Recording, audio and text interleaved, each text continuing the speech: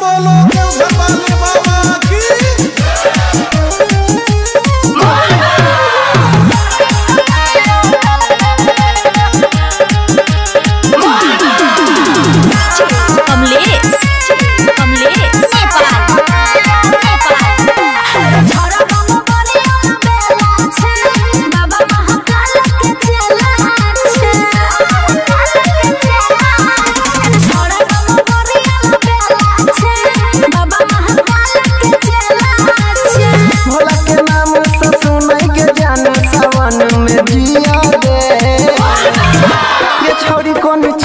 राजा तो अपना मरने से पिया दे छोड़ी कौन चिलम में भर के राजा तो अपना मरने से पिया दे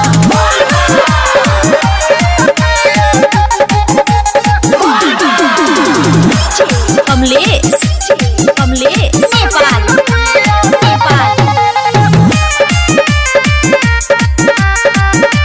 केने छे भांग के बोला रे कहे छे बम बम भोला रे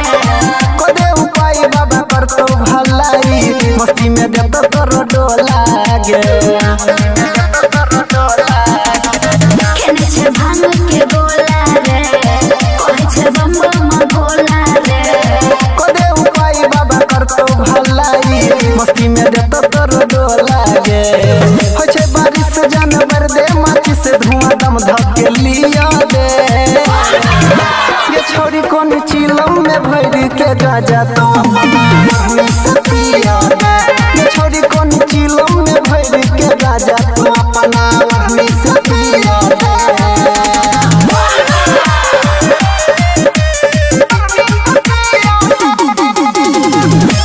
कमलेश नेपाल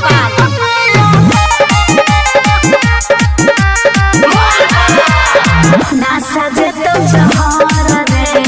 पीबे जे मन भर रे हमारा साथ भोलेनाथ बाबा छे करे में जन तू फिकर गे